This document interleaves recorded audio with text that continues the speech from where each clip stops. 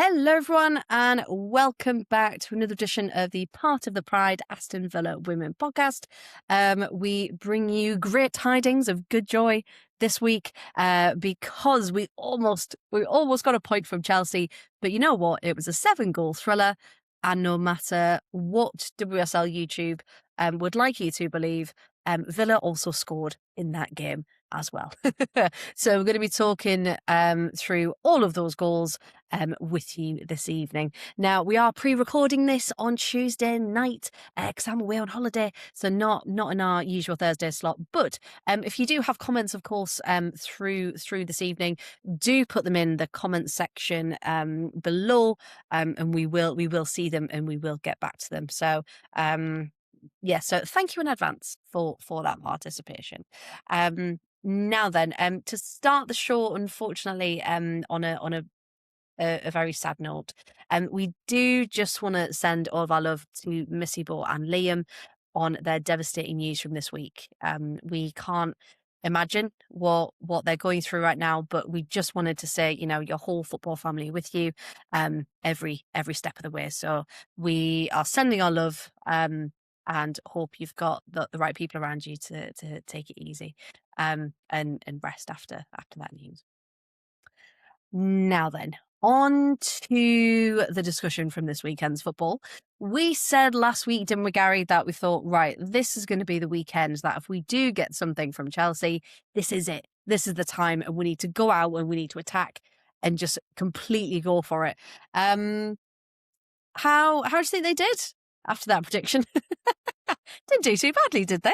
Well, I was extremely happy with what I was saying. The girls, like, if you look at the fact, some of the other games that we have had, the thought of going 3-1 down against, let's call them the current reigning champions. So I know they're not winning it this year, but they are the current reigning champions. They're not exactly a bad side. And in some of the games we have had earlier this year, you'd have thought of 3-1 down, that's it, we're doomed. But everybody fought. From the very first minute, whenever Grant was sticking the ball in the back of the net for the second minute, wasn't that goal? Yeah. So from the game kicked off, the girls have fought hard, and Chelsea played well. Lauren James was a rather large pain in the arse in the first half. But honestly, the way the fellow women appeared and performed, it was yet another week of just joyous to watch. It really was, because Lyndsey at the minute we're getting back into our usual end of season push, aren't we? Where it's a joy to watch the football, like Gary said, and when it coming into this, we said, we might be able to get a draw, might be able to make a point, but like Gary mentioned, we did go up in the second minute. We took the lead. It took Chelsea until the 20th minute to equalise. So for you, was that the perfect start that we could have wished for this match? Yeah, because I got up, I got the TV up and I went to grab a drink, and I came back and we scored. I was like, what? What's going on? Like, Chelsea scored already. Like, it's going to be one of these games. And then I looked and we scored, and I was like, oh my gosh, we scored! Got all excited. And then the fact that we held on for a good considerable amount of time, we didn't concede straight away. The girls held their focus. It was just so great to see, and the confidence boost it gave them by getting that first goal. But I'm also aware that we can't hold a lead very well, and I was like, is this inviting a lot of pressure, because we've got 88 minutes of play to hold this lead and try and build on it? And it's Chelsea aren't a team that you can confidently go in and go, right, I've got one goal, I'll go get another goal, I'll go get another goal, I'll go get another. They're not that team. It's one mistake and you're punished. So I was like, nervous time, but I was like, oh, this will be a good game. And then as the goals started rolling in, I was like, oh, this is exciting. And text all my friends going, if you're bored, watch the game, put it on. It's on preview, watch it. And quite a few people tuned in that wouldn't normally watch. So that was quite good as well. And that's the thing, because for a lot of people, they might think, oh, well, Chelsea going into this, Chelsea are probably going to win. Chelsea are going to, put 7 past Villa. And I think that's still the kind of consensus, isn't it, to the larger population? Like, yeah, Villa are a walkover.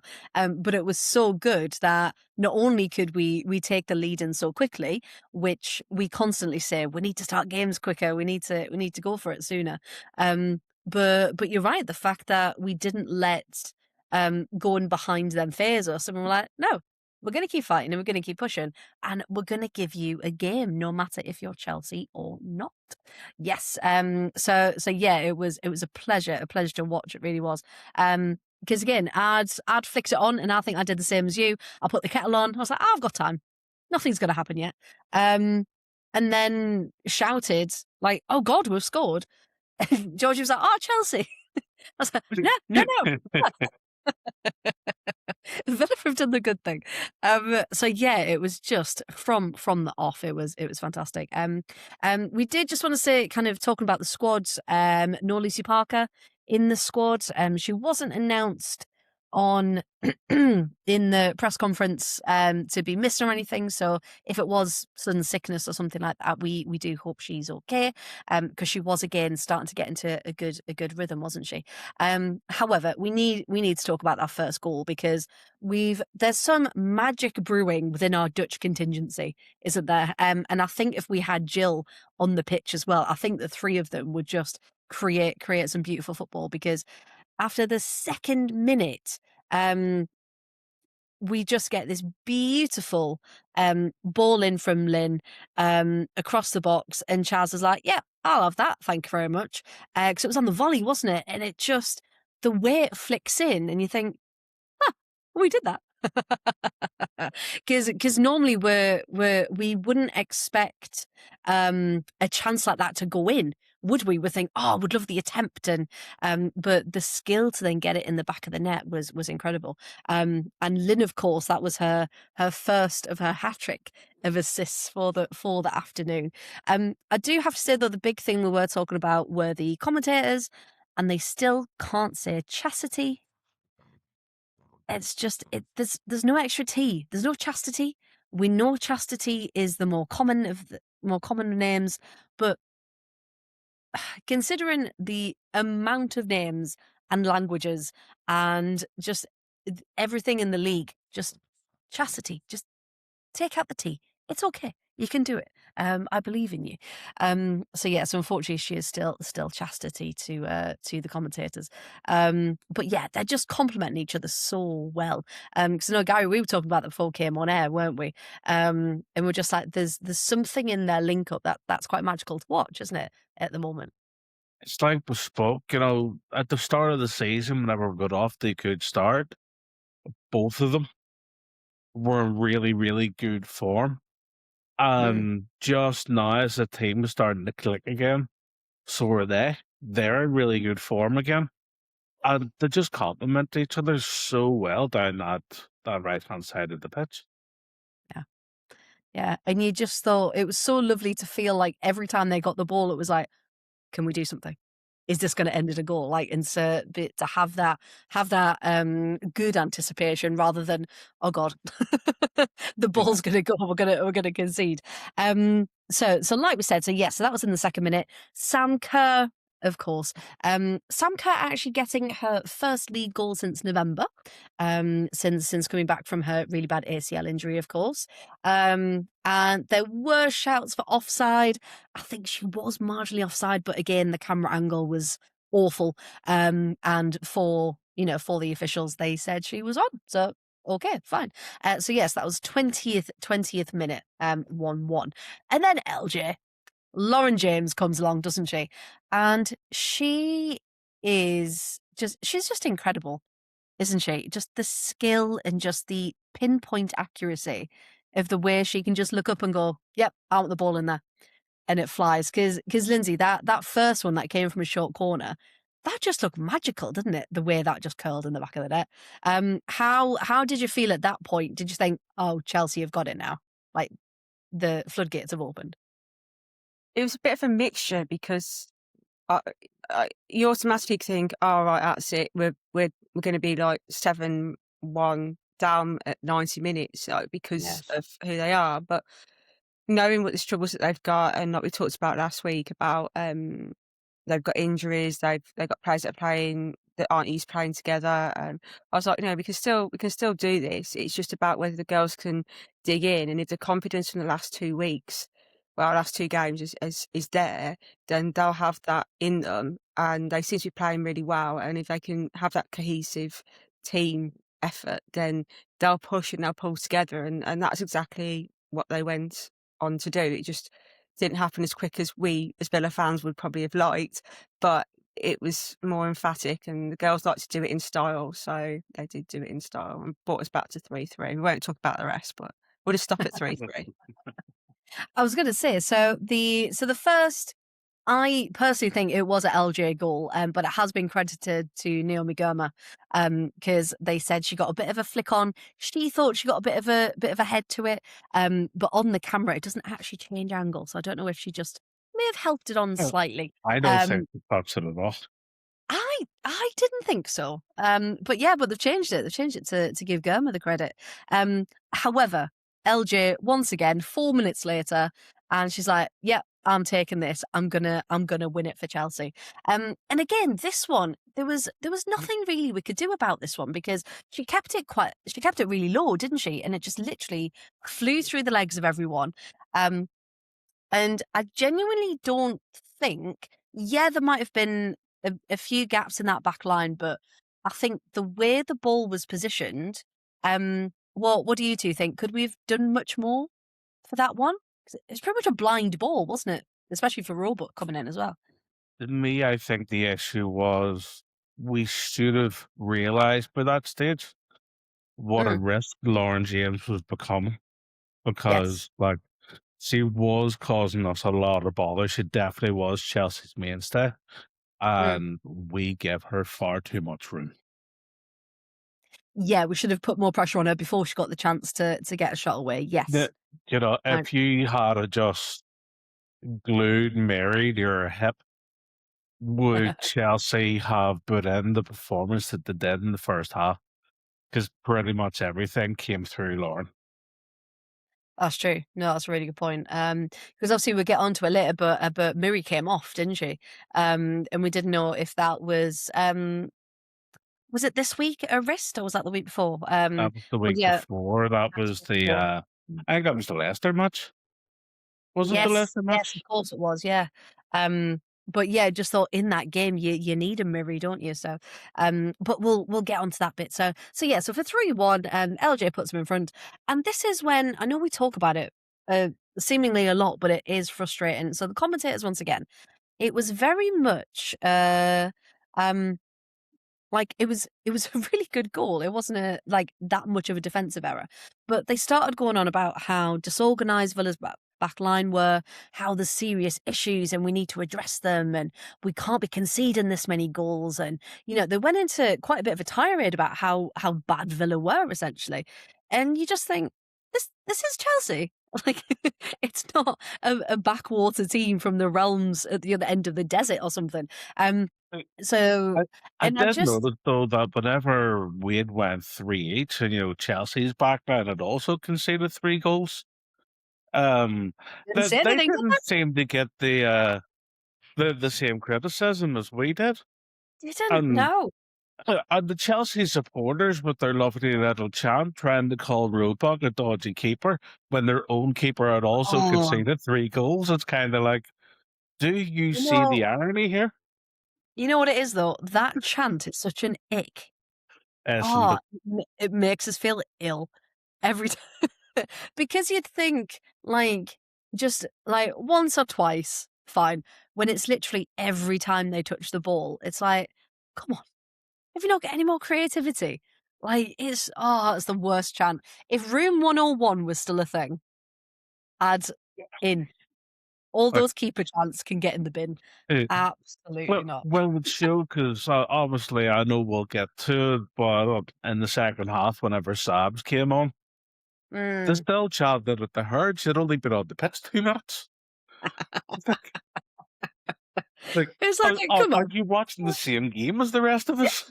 This is why football fans get such bad rap, because they think that football fans haven't got an IQ level of anything above 5, whereas rugby fans, like, at least they use their brains. So it's just awful. Well, It gives us all such a bad rap. I just think though, there's so many really good chants in women's football, and you just think, why has no one got rid of those keeper chants, or at least made them good, or interesting, or clever, or witty, or something, instead of a dodgy keeper? And what? Does it mean they need to have a dodgy keeper to play against for them to actually win the game?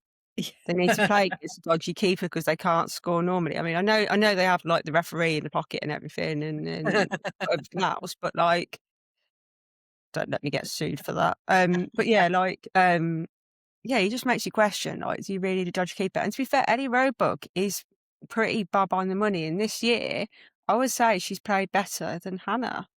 And that's quite a big statement because I'm a big, like, Mental. supporter of Hannah and a big fan of Hannah, and I would actually, if I had to Mm. pick between the two of them, the way Ellie's come on this season, I would pick Ellie. And Yeah. as an England starter, I would pick Ellie. So it's not really a dodgy keeper Uh, at all. Ellie's been fantastic for us all season. Yeah. Every game she's played, Dara said, I have more confidence in Ellie than I do Sabs. And like you speak highly about Hannah, I speak highly about Sabs. I think she's a great keeper. I just Yeah. think Ellie's better.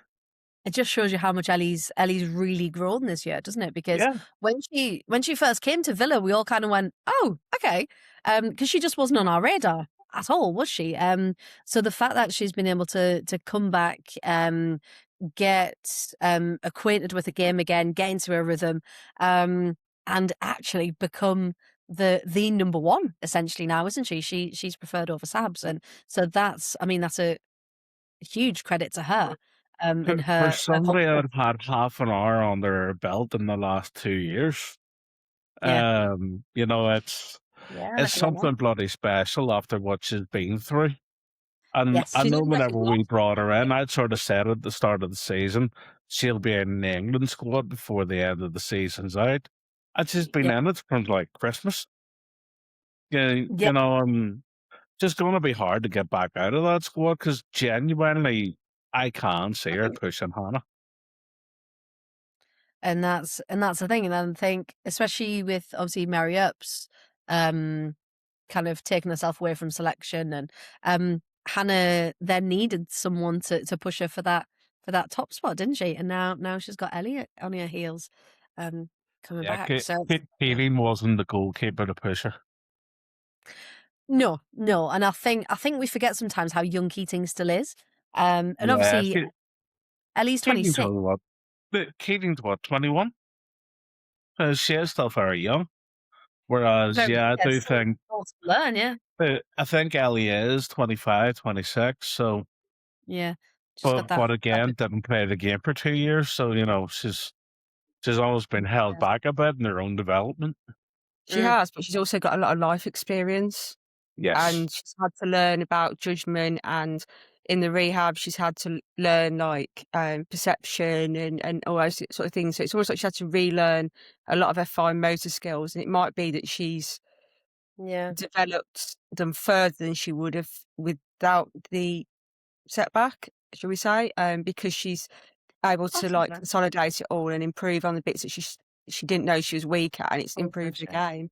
But she's also had, going through that, it's a mindset change as well, and I think that Mm. maturity that it will have given her will, when she goes into a game, she will play differently, and it'll make every game matter to her, right, knowing that that might be her last game. It won't be, but, like, you can go into that mindset, you think it's the last time, and it gives you that fire to really Yeah. kick on, and I think that's what we've seen from her, going, "I Mhm. want this, I don't wanna lose it," and she Yeah. won't, but, well, until she retires, but I think she's gonna be like Lucy Bronze and just not retire, because I think she's just Yeah. gonna go on Just until literally keep she gets going and kicked going, out yeah. and get told, "No, you gotta go play Yeah. walking football. You're old Yeah. enough now." And she'll be like, "No, no, I'm not gonna do it." But yeah, I mean, every credit to her. She's done so phenomenally well. And did do so during this match as well. I mean, looking at the stats, we've even got so she made four key saves during that match, and you just think in a game that was 7 goals anyway, if she'd not made those saves, probably would be getting into double figures, wouldn't we? Which would be a scary thought. It'd have been another Spurs match. Yes. Yeah, it absolutely would have been. I mean, looking at the stats in general, you probably think, oh, Chelsea walked this, because they had, 2/3 of the possession. They had 20 shots compared to our 11. They had 8 on target. We had 3. 43 touches in the box compared to our 15. More corners, more aerial duels won. So all the stats are in their favour. And yet we pushed them so much more than those stats would ever say. Because so we've gone in 3-1. And you thought this could be, and has been in the past, the time where we have capitulated and we've just gone, no, don't know what to do with this, don't know how to answer it. But our perfect answer in this team is Kirsty Hansen. She comes along and just absolutely smashes it into the back of the net to get one back. But we have to credit Lynn Vilms once again for that beautiful assist, because the ball just comes in. It just, again, pinpoint precision into the box, doesn't it? Kirsty's able to run onto it, smashes it in the back of the net, and also gets caught up in the net Yes. as well, because she can't stop herself. I did think, I was like, oh God, has she hurt her leg? I was like, we can't go on without her. Is that the one? I know one of Kirsty's goals, the counter attack was that quick. It was like 19 seconds from our goalkeeper to the back of Chelsea's net. So I think it might have been for the next one because there was only 4 minutes between it. So it was very much maybe restart Chelsea, we cancer, and then in. Possibly. Might have been. I just know that there was one of them that it was a very, very quick turnaround from Chelsea having an effort at us, and we literally got it straight up the other end of the pitch and in the back of their net, and Did the damage. the Yes. see Chelsea sort of have their defence pulled apart as well as Yeah. um, It's the- quite nice. the- 'Cause- like they still have all the top players. I know they're not quite the same team as they have been in the last sort of 5-6 years, but Mm. they still don't have bad players in that team. Yeah, I mean, if your back line is Ellie Carpenter, Lucy Bronze, Naomi Gurma, and Vel Berman, you just think that's still a pretty good back Yeah. line. That is being pulled apart. And people are saying, oh well, Lucy Bronze isn't a centre back, she was out of position, she was this, she was that. And you just think Lucy at this point is just a free roll, isn't she? She doesn't really stay in one place long enough. She goes and have runs and all sorts. And some people have put her at fault for some of them, but really she was in the right place for other bits of the play as well. So I genuinely don't think it should be all on her. But also we had some bloody lovely football as well. So we're going to focus on the Villa aspect rather than anything from Chelsea. And yeah, so 4 minutes later, Kirsty made it 3-3. Now, this was the really lovely bit of play from Villa. And I think it came initially from Jenna Niswanger, who we said she's been really impressive. Great to see her getting her starts and really getting into a rhythm with the game. But sorry, babe's just gone past some towel. Ball came in, lovely ball in, and it kind of ping pongs a bit, doesn't it? And then falls to Kirsty yet again, and she's like, yep, I'm taking my chance.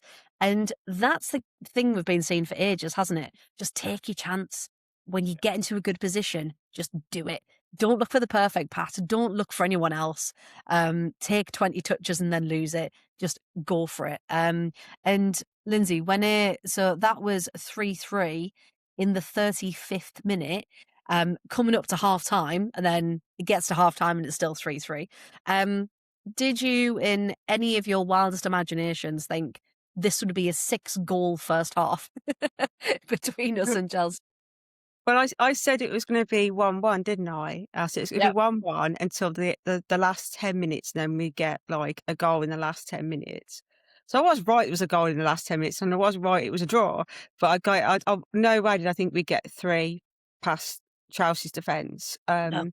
But like just circling back to those stats, if you look at how many chances and opportunities we had, and how effective we were in scoring from those compared to they had more attempts to score than we did, and we got the same. It was 3-3 at that point, and I Yeah. just think that's progress for us on our attacking, which is something we've been pulling them up for ages about how we can't be clinical in front of goal. And yeah, we could have done a little bit better, but it was a lot nicer to see that the girls were, really taking the chances. And I think a couple of chances, I think Chaz had one where she just managed to skim it just across the goal front, and it wasn't really a shot, it wasn't really a cross, but it's just great to see. And I definitely didn't think it'd be like 3-3. If you said the Leicester game, I'd be like, yeah, definitely, because that's a high scoring game. But this one, no, not at all. But it was great to see because it just shows you how much we were going to fight for it. And I think it did do the girls their confidence a lot of good. Yes. Yeah, 100%. Because I remember Natalia was asked about, oh, did the win over Leicester give you confidence? And she went, well, no, not really. It was the City game. It was holding them to a goalless draw. That was the moment that gave them the confidence. Because, and again, no offense to Leicester, but they are bottom of the table. They still put up a good fight. We talked about it last week, didn't we? But it's City. If you can go toe to toe against them, then you've put a good performance in. Because I was just looking at kind of who we've got, and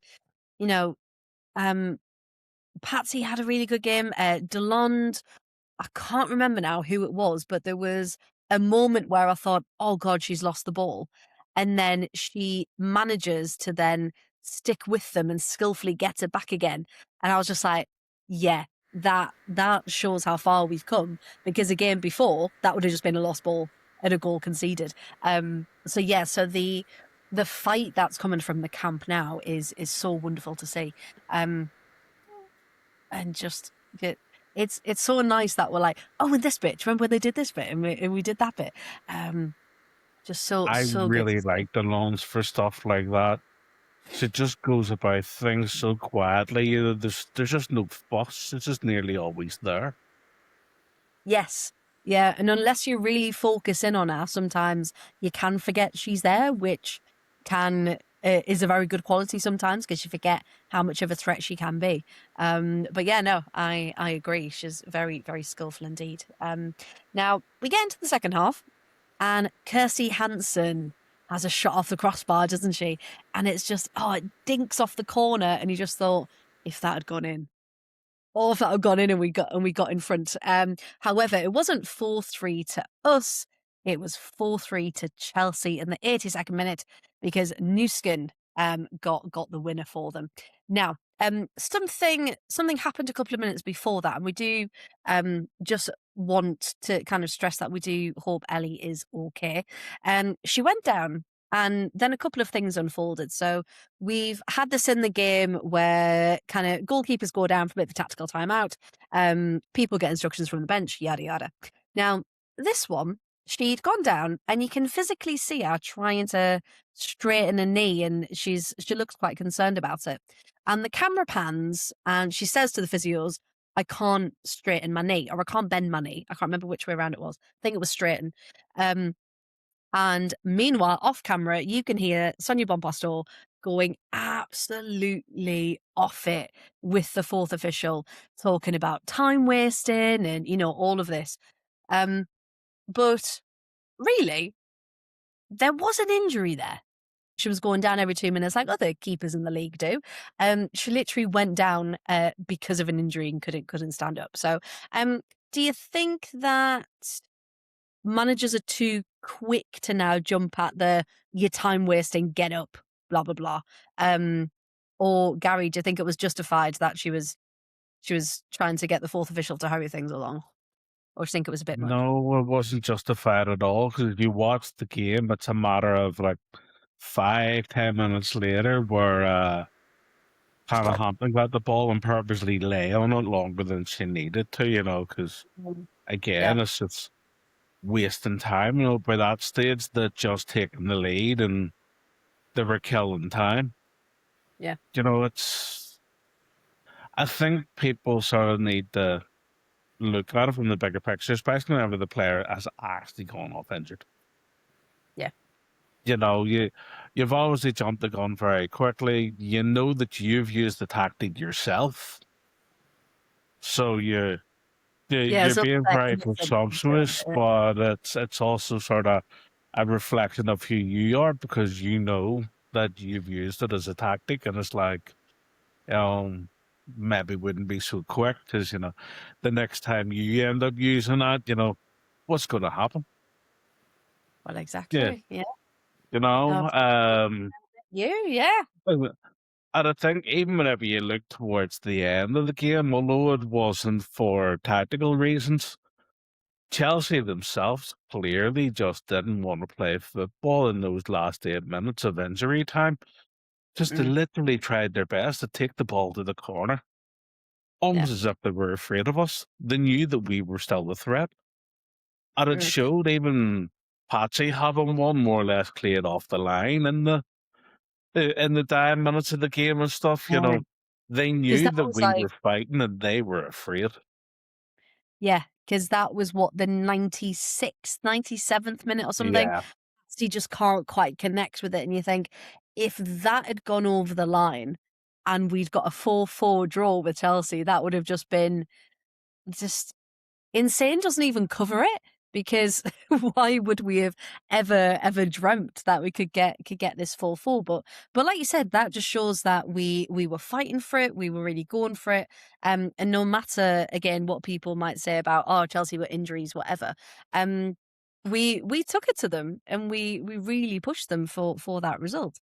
So yeah, you just think, what could have happened. So yeah, Sabs comes on. And Lyndsey, Nick made the point, didn't she, in our group chat, that Patsy and Sabs seem to be sharing a mask at the minute. And Sabs was still bruised around a cheekbone. Now I've never noticed that. I don't know if you had, but surely you think Villa can afford 2 masks for people that need it, right? Well, does it come under disability? I can see if we can fund it. Disability Supporters Association, but it does lead us nicely into promoting the fan club fancy dress. So I'm sure when it comes to London City game, if they're both on the pitch at the same time, then I'm sure somebody can lend one of them a Batman mask.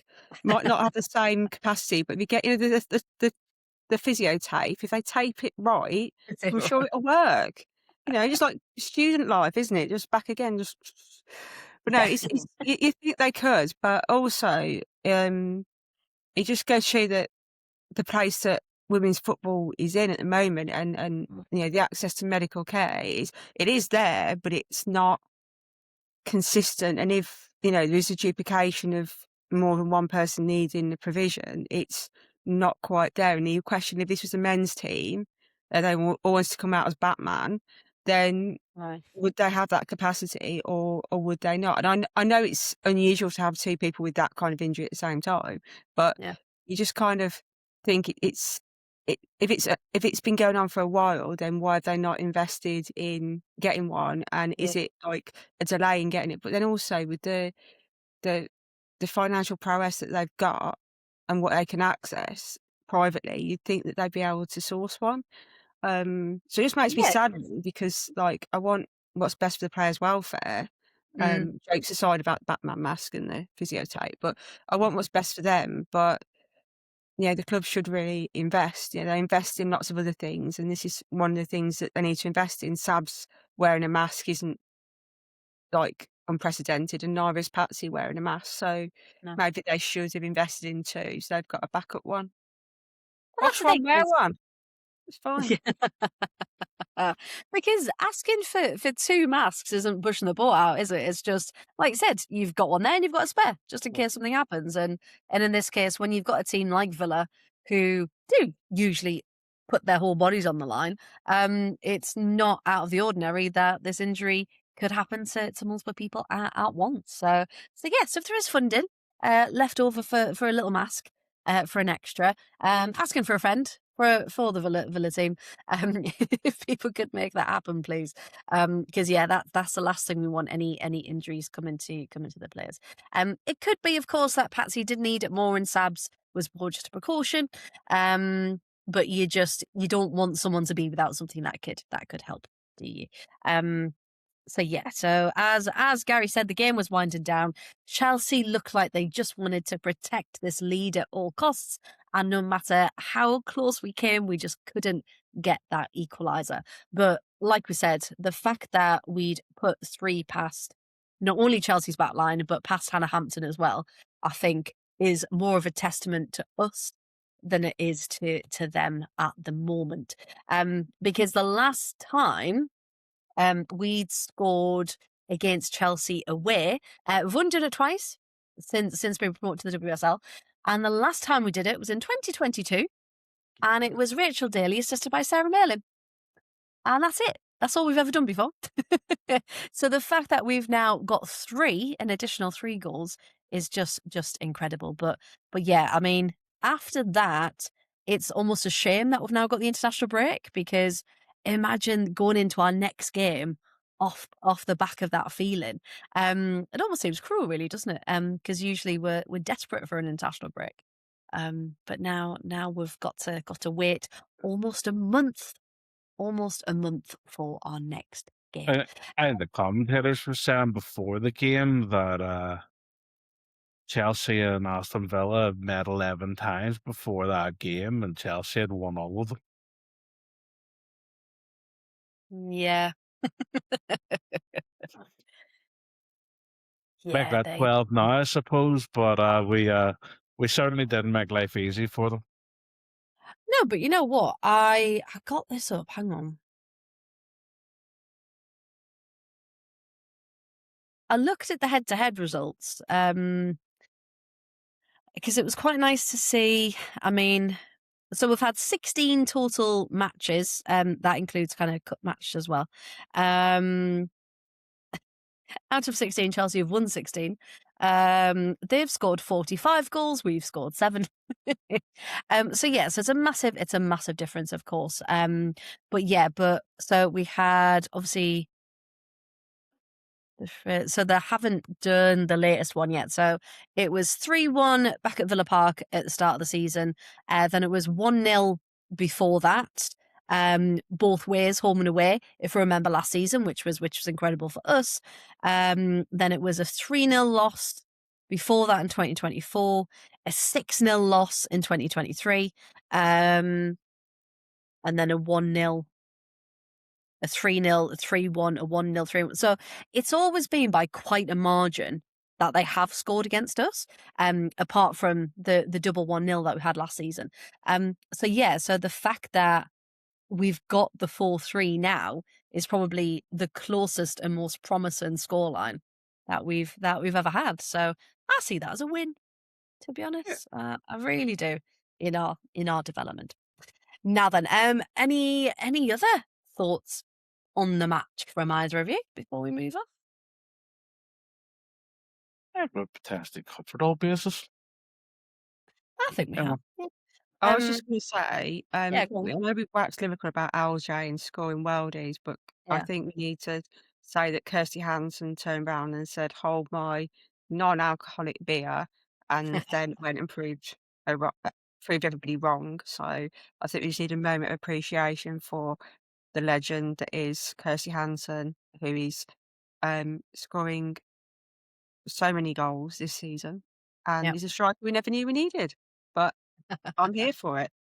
I'm really here for it. Because it's a double-edged sword, because we know this Kirsty, and we've seen her progress, and we've seen this confidence and the skill over the years. And now, because she's scoring lots of goals and she's now in double figures, which is the most she's ever got in a single season, which is incredible. Other people are now starting to notice her. Because clearly, why would they notice someone from Villa before? And now they're saying, "Oh, don't worry, she'll be at so and so club next season. Oh, we're going to sign her." Like Chelsea fans want to sign her. Oh, she should come back to United. Oh, she needs to do this. She needs to do that. And it's like, good players can stay in Villa. You know, they don't have to move on to the top 4 clubs, even though we've had some players that do come in and automatically go up to those top 4 because they see us as a stepping stone. But yeah, there's just this stigma of you can't be successful in a mid-table club, which I still think is quite ridiculous. And as long as she's happy here, you know, get to stay. Obviously, if she wants to go, that's a different matter. But I think there's nothing stopping her from being successful in a team like Villa. Because I don't know if either of you saw the stats that have been over socials at the weekend, but it was, I'll try and see if I can find it. Is that on where she's the highest scoring Scottish WSL player? I've got the It's not. That sounds like a good stat. because there's one I read, and I'm sure it was her that they said that her goals meant that she'd outscored Kim Little, who Yeah. held the most goals scored by a Scottish player in the WSL in a season, which I think is pretty amazing because Kim Little is one of my favourite players to watch. Never play against, but to watch. She's just incredible, so underrated. Yeah. And yeah, that was a pretty awesome stat to see. And I think for Kirsty to be compared to someone like that, that's just got 400 caps or what is it recently? Like to be compared to someone like for that is Arsenal, just yeah. incredible. No, it is. So it's WSL Analytics is the account on X. And they said Kirsty Anderson has now matched last season's joint WSL Golden Boot tally from an Aston Villa side sitting 8th. 12 league goals, 3 games left. 44% of Villa's total league goals have come from her. And she's doing it in a team just averaging 1.26 XG per match. This isn't a chance machine. This is elite output in a mid-table side. And it's just backhanded compliments the whole time. The whole time coming through like, oh, she's doing it despite being at Villa. She's successful even though I would everyone... argue that she's doing it because she's at Villa. Yes. We need to turn around the narrative, Gary. That's exactly what we need to do. Know, like, did they say the same thing about Bunny Shaw at City, you know? Well, so they compare it to Bunny Shaw. So it says she's the WSL's most clinical finisher this season. The league average shot conversion is 12.04%. Hers is 21.43%. She's finishing at nearly double the league average and doing it from just 56 shots. For context, Bunny Shaw has taken around 105 shots, almost twice as many, in a Man City side that creates chances at a rate no one else in the league is matching. She isn't living off volume, she's living off ruthlessness, which I do agree with. Her conversion margin is above league average, is almost double Shaw's and triple Miedemar's. So she is roughly plus 5.5 goals above expected this season. 7 players have generated more XG, yet she's outscored 6 of them. And it's like, this is it. This is the incredible output of Kirsty Hansen and what we can see and what we've been talking about this whole time. But finally, she's getting recognised for the work and the skill that she's putting in. So I'm over the moon she's getting recognised. Not so happy that other other top teams are now saying, oh, should we buy her? Should we try and get her and get her away from that awful mid-table club? Because how dare she be there and be such a good... won't be a mid-table club next season. No, we're not. Because we're building something special. There should be a song in that, shouldn't there? It's We've kind of magic. We've got our own band, so I'm sure we can ask our band and our chant people to do something. I'm sure. I'm sure we could as well. And I know, obviously, 8th doesn't sound great in in a league of 12 teams. We are actually 9th on goal difference, but that's a different kettle of fish. But we've still got 20 points. We're still on 20. there have been times where we were praying to get into double figures. We've still managed to stay up. So we've still got 20 points. Liverpool are 3 behind on 17, which again, they're doing incredibly well. West Ham are on 13, Leicester are on 9. So we're not, mid-table is such a crap description because you've got your top 4, let's say, then you've got Spurs by themselves, and then you've got 6th to 9th that are all in and about the same. So Brighton on 21, London City 21, Everton 20, Villa 20. So we're the same pretty much as those other teams. And then, like I said, Liverpool, West Ham, Leicester. So you can't judge it by the position in the table, which I know sounds ridiculous, but you need to look at it in comparison to everyone else, don't Well, you? Where well, everyone else is. when there's only 12 teams and everybody considers the top 4, literally everything in between is fucking mid-table. No, it is. It's literally Champions League, mid-table, relegation. That's literally it. Yeah. That's the only zoning we have. Yeah. Well, no, not anymore, because it's going to be relegation playoff. Well, that's the thing, isn't it? So, I mean, Leicester and West Ham can both still be pulled into that. But if we do look at who's currently sitting third, I think it's Crystal Palace. Yes, it is. Crystal Palace are currently third, so I can see Palace beating Leicester. I really can. So yeah, Leicester just need to win one game this season, and it's that one. It's that playoff game. If indeed they do finish in that bottom spot. Because yeah, at the minute it's Charlton, Birmingham City, and Palace who are the top 3. But it could still be Newcastle, Bristol, possibly Southampton, but a bit more out there. But yeah, any of those 3rd, 4th, and 5th place could still get that playoff spot, which is incredibly exciting. So yeah, right down to the last day in the WSL too, which is all the fun. I did have a bit of a worry that because we were going to do a watch along for our Wednesday pod for the last day of the WSL 2 season. And I was like, oh God, is it on the same day as our West Ham game?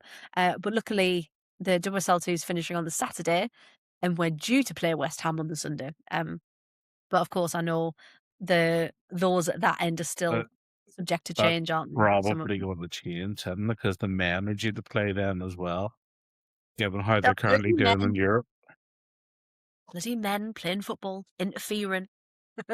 Well, this is it. You know, Problems. you'd think that they would just step aside and let the women show them how it's done. Well, exactly. Yeah.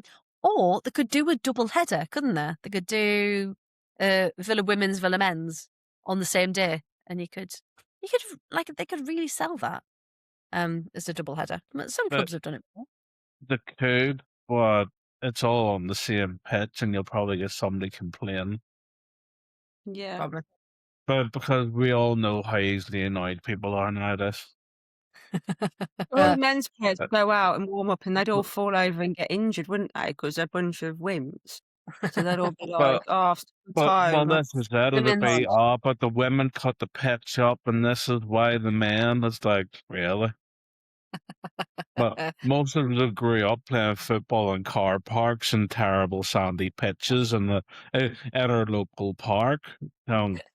I think this will survive one match. Yeah, I think so. It reminded us when you said about like sandy pitches. There was the highlights from the Coppa Italia women. It was the second leg of the semi-final, and Juventus scored. And oh God, who was it? Her name's gone from mind at the minute. She went to do a knee slide, and she literally went. Just there was no moisture in the pitch at all, and you just saw her just go face down and be like, "Oh God, that's going to hurt tomorrow." Just the friction burn off this awful pitch, this awful grass. I thought you were about to tell us that she went down and started building a sandcastle because they're playing on a couple of pitches that you could have. I was going to say we haven't been at Bescott for a while. Oh God. I don't want to go back to Bescott. It's got sticky floors.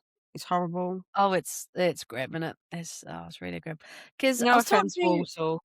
No I can't remember offense. who I was talking to, but they were like, "Oh, because Villa still play all their games at Walsall, don't they?" And I was like, "No, no, they haven't done that for a while now." I was Yeah, like, "Cup games, yeah." yeah, cup games, but it's been what? Oh, sorry.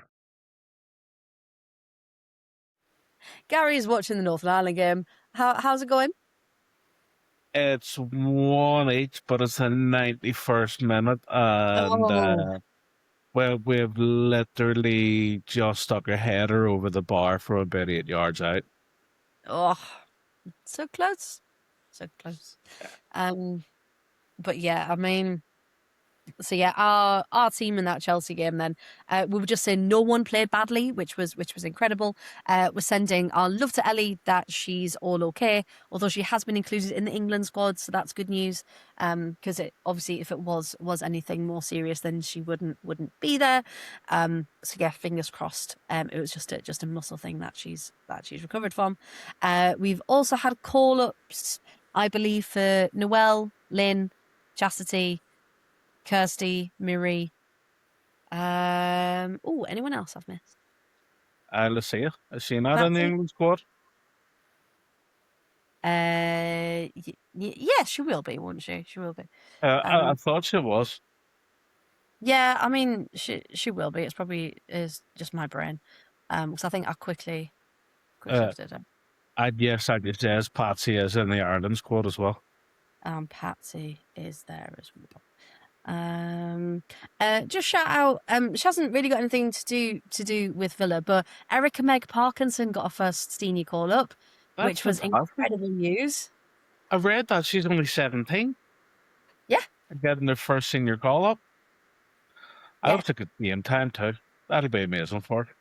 I really hope so because I don't know if anyone's seen her with the youth groups, but she's very good. She's very, very good. Yeah, so yeah, Lucia, of course she is. Yeah, Lucia Kendall. Yeah, so Ellie's been called up. And Kendall as well. And I really feel for Lucy Parker because she was finally getting into like a good bit of rhythm, and you thought maybe she's going to be back in and amongst it, and just no, she's gone MIA again, which is really sad to see. But yeah, so international break again. Of course it is. It feels like we've got one every other week now. So after internationals, we come back and we might have Arsenal on the Sunday, which is the 26th of April. However, they have advised us, haven't they, that if they get through to the next round of the Champions League, which it looks like they're probably going to, our match is actually going to take place on the Wednesday before, which is the 22nd, I believe. So yeah, so Wednesday the 22nd, night under the lights. Night under the lights. Yeah, we'll go with it. Yeah. Yeah, Villa Arsenal on a Wednesday evening kickoff. So yeah, after this dominant performance against Chelsea, how are we feeling about the upcoming Arsenal game? Even though it's in about a month's time. Gary, we'll start with you. How are you feeling about it? It's difficult to say because Arsenal have been in really good form as well in the last couple of weeks themselves. Yep. Um, we've been pretty solid with our defence against City. We weren't too shabby against Leicester. We didn't play bad against Chelsea, despite the amount of goals that were scored. Mm, Um, I guess it depends whether or not Arsenal have their eye on Europe more than anything, because yes. you know it's looking very likely that they're going through to the next round, and it's looking very likely that it's one of the only trophies that they're going to be able to win, because we all know Man City are running away with the league. Mm, So I've no doubt Arsenal will put up a fight because mathematically they can still win the league. It's unlikely, but mathematically they can. but still, yeah. So the they're going to put up a fight. It's going to be difficult, but if we can defend the way we did against City, Yes. at the very least, we're going to frustrate them. I could have just as tight a game with Arsenal as we did with Chelsea. I really hope so. I really hope so. Because obviously, we'll be missing Nice-Swanger for that one, won't we? So maybe chance for a bit of a reshuffle. Maybe a Maltby start in there could be quite nice. Shuffle things around a Possibly. bit. Possibly. Lyndsey, how are you feeling against it? Because obviously this time last season, we won and won by quite a margin, didn't we? Because their eyes were on Europe. So yeah, how are you feeling about it this time around? Similar to Gary, I think it's very much depends on what is their priority. You know, are they in a position where they think we're a pushover and they can walk it, or their eyes are on the Champions League and they can kind of not throw the game, but not go 100% in. I just, yeah, it depends on what attitude they bring. But I'm excited for a night under the lights. Because we don't get them very often and they're always magical. So I think this game will be quite magical, even though it'll piss probably quite a few people off at Villa because of the merchandising and all the advertising that's gone into the Sunday game, which has Oh, backfired. of course, yeah, because they had the Brilliant. vans, didn't they? Yeah, I think there'll That's be a the bit of thing, right? noise. And Yeah. also timing is awful for people that aren't local to get there. So we've got the fans that come from further away, like yourself, and Yeah. that just can't get there after work, or people that work shifts, or people that don't work a 9 to 5. It Yeah. is a really rubbish timing because it's so early. But then if you put it later, it impacts on kids and all that kind of thing. So Yeah, you it's can a kind tough of one to understand it. get right, isn't it? It's TV ratings, isn't it? It's got to be when the TV wants. So it is a little bit early in the evening, but hopefully it'll be an exciting one. Hopefully the last 10, 20 minutes will be a really exciting bit of the game. And with the lights on, everything, it'll be really magical. And hopefully we'll score. And hopefully Maltby will get the winner because, why not? She's going to be playing 90 minutes. So sorry if you're injured, but you're playing 90 minutes. And you're scoring the winner. So it's So all get good. yourself on. Yeah. Get yourself on. We'll get you a Batman mask. It's fine. Yeah. Put an order for a job lot to get there for the game. They're like Happy Meals for the girls. Here you go. Here's all your foods and collect a Batman mask. Yeah. That's It'll good. be like the Justice League. Yeah. All come out with capes and just really confuse Arsenal. Yes, it's our new training wear. Do you not know?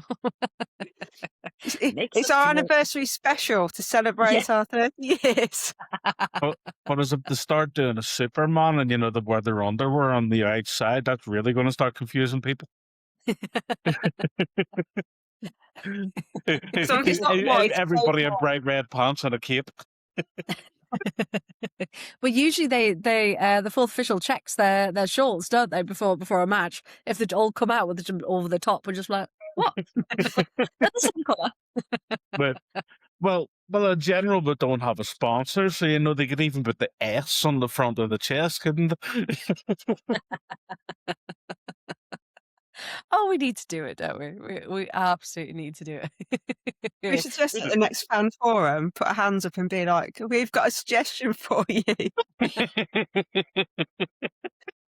Fancy dress for the players. I guess I'm nominated to do that then, because I'm the one that says all the stupid stuff and gets away with it, so I'll say it. Yeah, you can do it.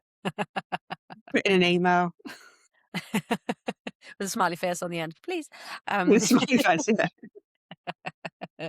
Get But blocked. I was just going to say, how crazy is it that we have 3 games left and then the season's done for another year? So we've got the Arsenal game, we've got West Ham, and then we've got London City.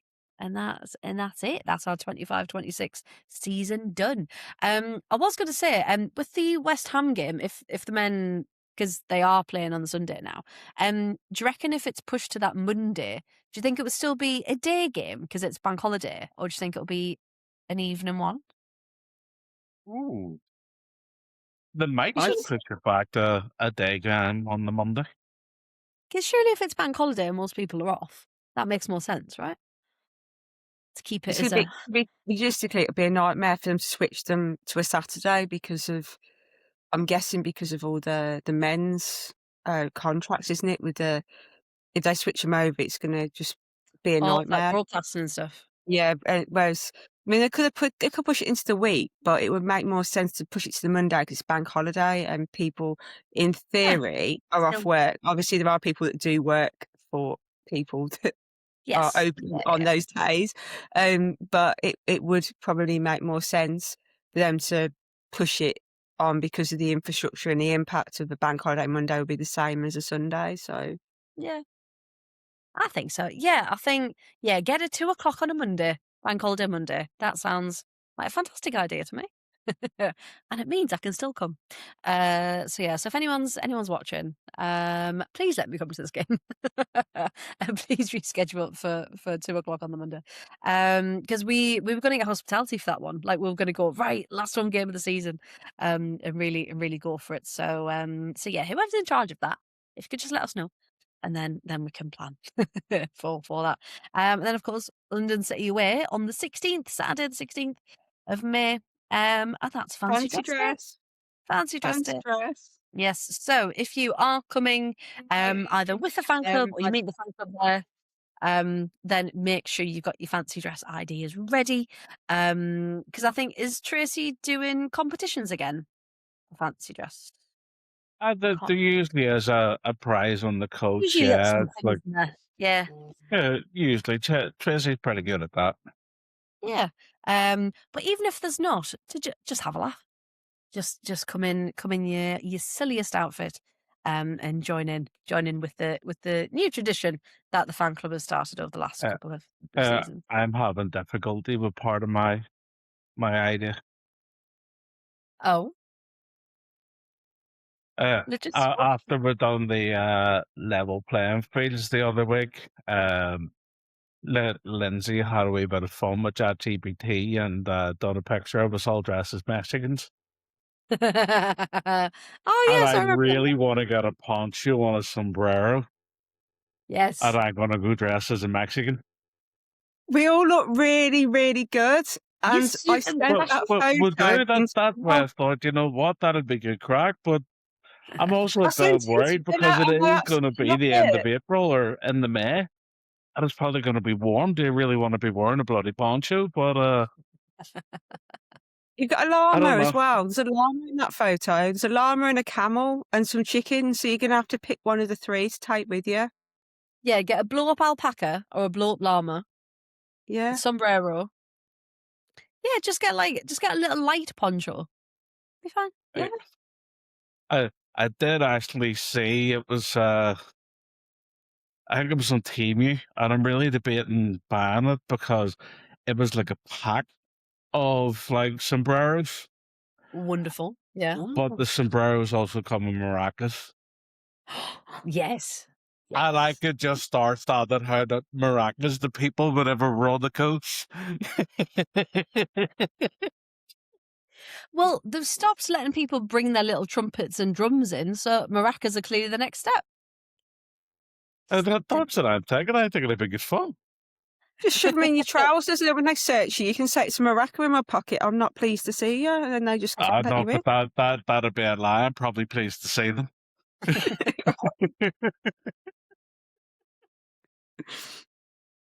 Can I just point out that Villa loved that photo that I did, that I photoshopped. They absolutely loved it. They just like, we love this. So that was fair play to them. So you might see them, a few of them dress up because they quite like the idea. So you might not be the only one. Needs to be Doubt it, framed, but doesn't it? That's what it needs to be. Yeah. just the essentially Freya. Yeah, you sent it. Yeah. That's right. It was Yeah, funny, yeah, yeah. yeah. I was gonna say that can be the Villa identity that we're striving for. Exactly. Everyone has a We're mustache. all inclusive. All inclusive mustaches and sombreros from Villa. So if people are still umming and ahhing about the last game of the season, do go and have a whale of a time. But yeah, 3 games to go, and that is it. So yeah, we'll talk about Arsenal nearer the time for predictions and stuff. But overall, the feeling is here that we can give it a damn good go, and get yet another result. Because like Gary was saying about being mathematically possible, if we do manage to take points off, so that'd be 39. That would give City a then 10-point lead on what they've got anyway. So yeah, that would pretty much do it if City then do win their game, which is against Brighton.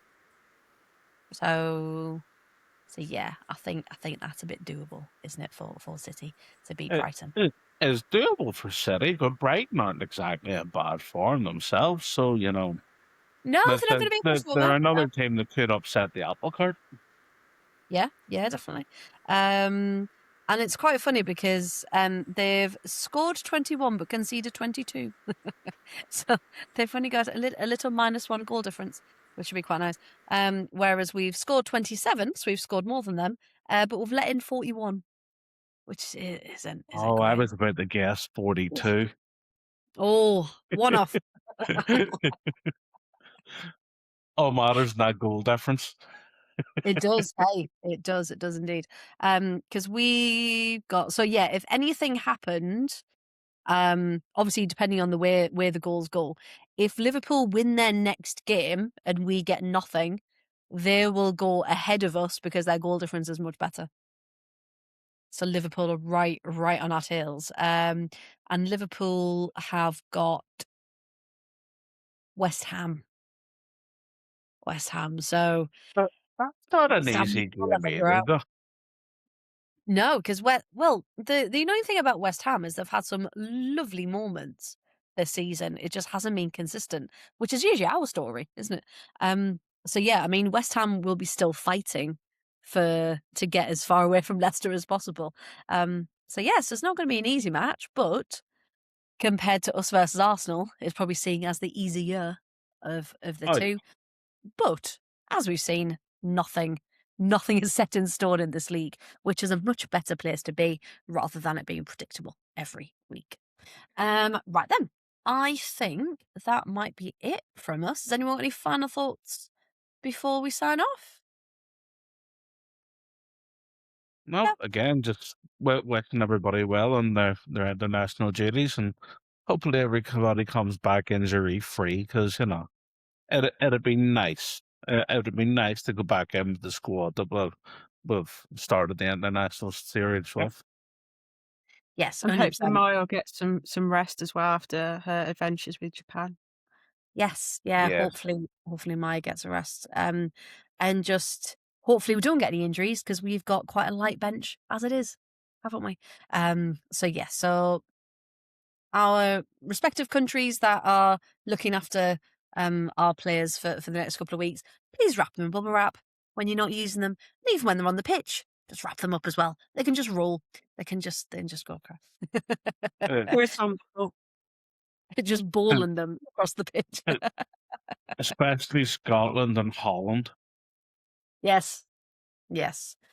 because those four are in pretty good form, and it'd be nice to keep them that way. It would, wouldn't it? Yes. And then we'll hit the ground running when we come back. So yeah, so we'll leave this week's edition here then. So thank you to everyone who's watching and listening. Again, we really hope you put your comments in the chat. Because we've missed the live interaction, but unfortunately couldn't make it work this week. But we will be back after the international break with our predictions for Arsenal, and depending on when the Arsenal game is, we'll bring you news of when we'll next be going live. So thank you very much once again. You can follow us on socials, as we are in partnership with the whole 115 Yards and the Aston Villa Women Fan Club as well. So thank you once again, and we'll see you very soon. Good night. Right.